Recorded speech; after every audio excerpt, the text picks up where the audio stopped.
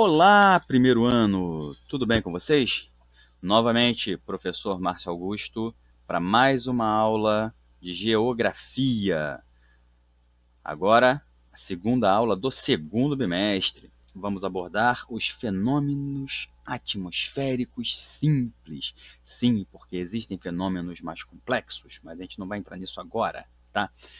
Nova modalidade de apresentação, onde vocês ouvem minha voz, mas não veem a minha cara, né? Não vem o meu rosto, tá? No entanto, temos aqui embaixo, na parte esquerda inferior, prof.geoguto, que é o meu Facebook. Vai lá, curte a página e aí você pode perguntar o que você quiser, qualquer dúvida que surja, que eu estou pronto para te responder, porque eu recebo a notificação do celular e já te respondo imediatamente. Tá ok? Vamos dar sequência ao conteúdo do segundo bimestre. A gente entrou com a introdução à climatologia e agora a gente começa a falar sobre os fenômenos atmosféricos simples. É uma das partes que eu mais gosto de dar aula, confesso a vocês, é uma coisa que eu acho muito maneiro, muito legal mesmo, que a gente consegue vivenciar no nosso dia a dia. Vamos lá, galerinha? O que são fenômenos atmosféricos?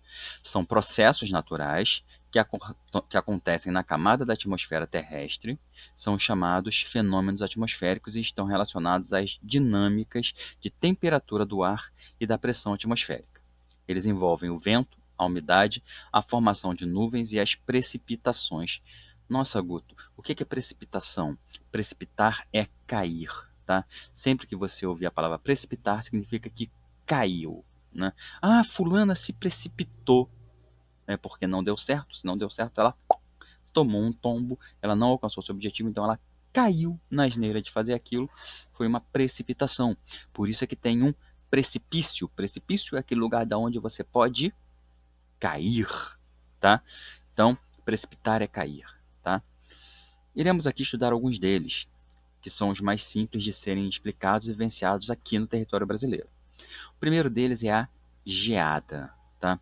A geada é um fenômeno meteorológico que consiste em depósitos de gelo nas superfícies expostas ao frio que estejam em temperaturas iguais ou inferiores a 0 grau. A geada ela passa pelo processo de sublimação, que é a transformação da água em estado gasoso para o estado sólido. Já a formação do orvalho passa pelo processo de condensação, que trata-se da transformação do vapor de água na atmosfera para o estado líquido. Quando o orvalho se congela e forma geada, não existe processo de sublimação, mas sim o de solidificação, que é a transformação da água em estado líquido para a água em estado sólido. Então, o que é a geada?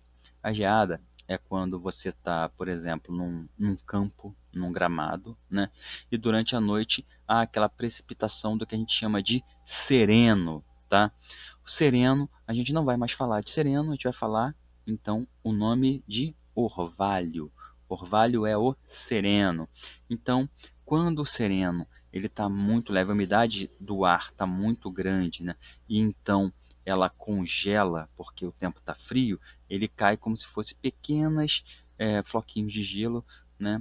Congelando as superfícies das plantas. Essa é a geada, né? É esse congelamento ou da, do orvalho em estado líquido sobre as plantas, né? O que congela também as plantas, ou o congelamento do vapor de água sobre as plantas. Então ele já cai ali como se fosse um gelinho. Tá ok? Uma geada muito simples. Inversão térmica. Essa acontece todo o tempo. Tá? Inversão térmica é um fenômeno atmosférico localizado que se caracteriza pela inversão da posição das camadas de ar quente e fria, fazendo com que o ar encontre dificuldades para circular, ou seja, ele fica preso, como se fosse uma panela de pressão. Tá? É considerado um problema ambiental quando a sua manifestação acontece em ambientes urbanos, ou seja, nas cidades, pois impede e dificulta a dispersão dos poluentes enviados à atmosfera, gerando o acúmulo da poluição no espaço das cidades. Sabemos que o ar frio sobe e que o ar quente, mais denso, tende a descer. Ele então se aquece e posteriormente sobe, provocando a ocorrência de um ciclo de movimentação do ar no sentido circular vertical, ou seja, ele fica girando de baixo para cima e de cima para baixo.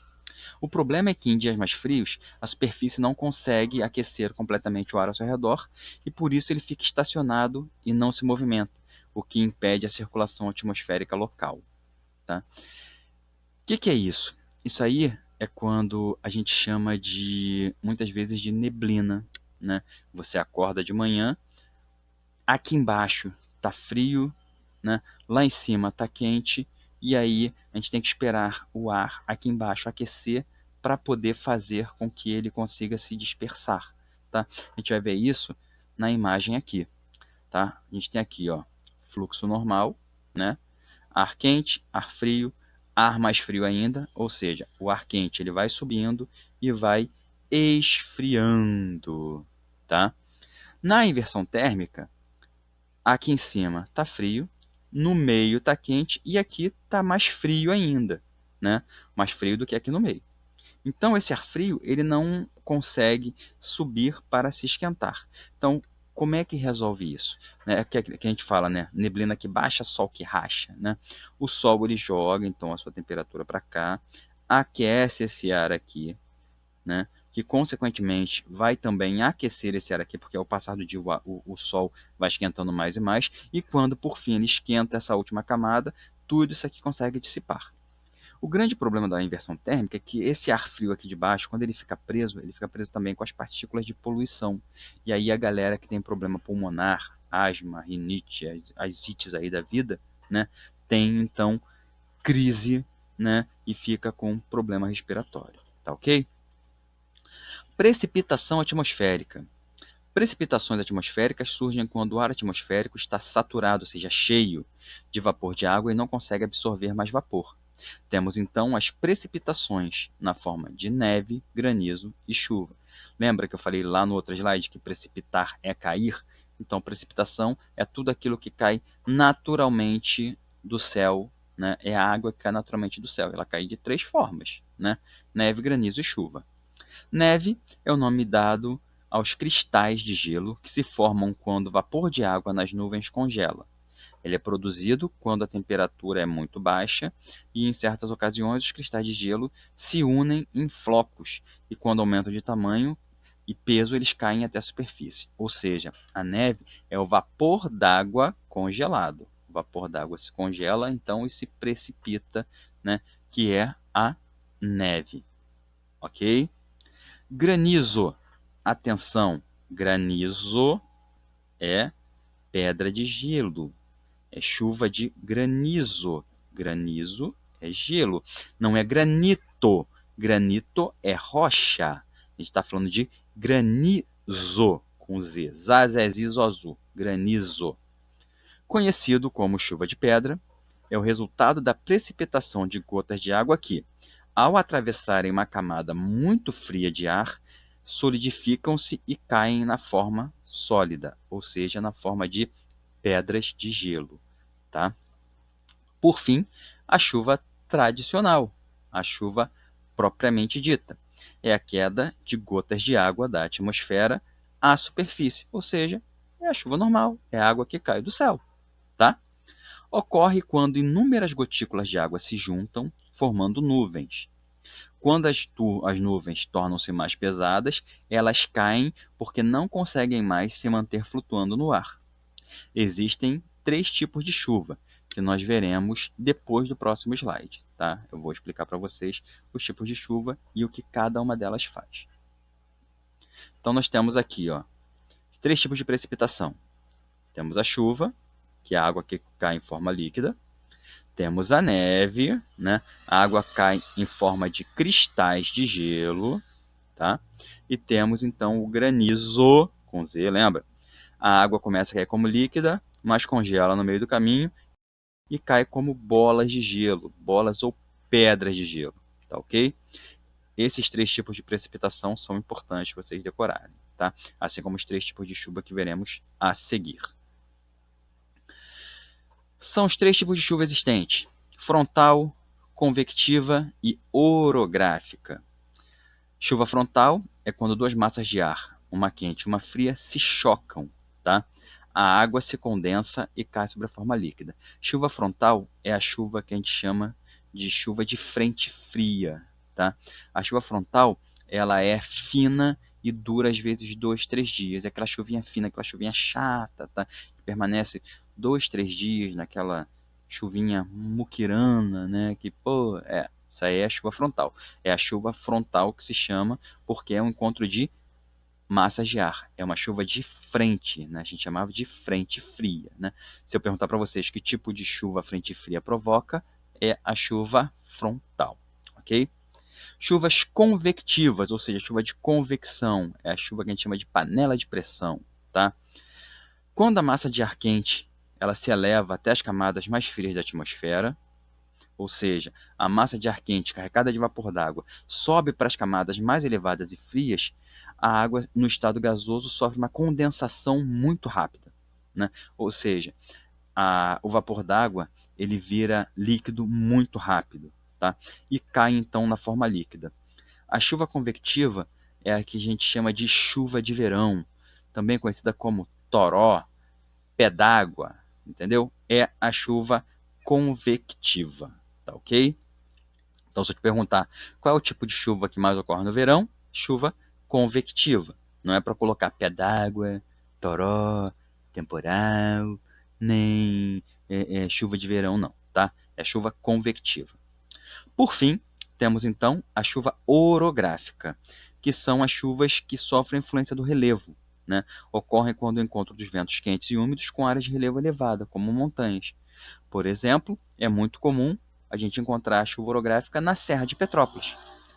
Quem já foi daqui de Duque de Caxias para Petrópolis já teve a oportunidade de presenciar isso. Muitas vezes você passa numa área de neblina que nada mais é do que uma nuvem, né? Que é a região mais alta. A nuvem está se chocando contra a rocha e provoca a chuva. É como se você pegasse uma esponja, né? Tivesse com água suficiente para não gotejar, e espremesse ela contra a parede, a água toda que está ali dentro vai cair. Essa é a chuva orográfica. E aqui então eu explico o que é uma frente fria, tá? A frente fria é quando uma massa de ar frio, em movimento ou estacionária, ou seja, em movimento quando ela está vindo ou indo embora, e estacionária quando ela está parada, né? Ela se introduz por baixo de uma massa de ar mais quente, que consequentemente é menos denso, provocando uma queda rápida da temperatura junto ao solo, né? Então, a frente fria ela pode durar um dia, pode demorar às vezes uma semana, depende da força, né, e da intensidade dessa frente fria. E aí agora eu botei aqui para vocês poderem entender algumas imagens que explicam bem isso aí, tá? Tipos de chuva. Nós temos a chuva convectiva, ó. A água evapora, chega aqui em cima, o vapor d'água, né? Evapora, chega aqui em cima, ele condensa muito rápido, ou seja, vira água muito rápido. A nuvem não consegue suportá-la e ela desce com muita força, né? É a chuva de verão, tá? A chuva frontal, eu tenho aqui, ó, uma frente fria, né? Ou seja, um ar frio que se choca com uma massa de ar quente e no choque das duas, a de ar quente, que é mais leve, ela vai para cima e pressiona de ar frio para baixo, o que faz com que a chuva caia.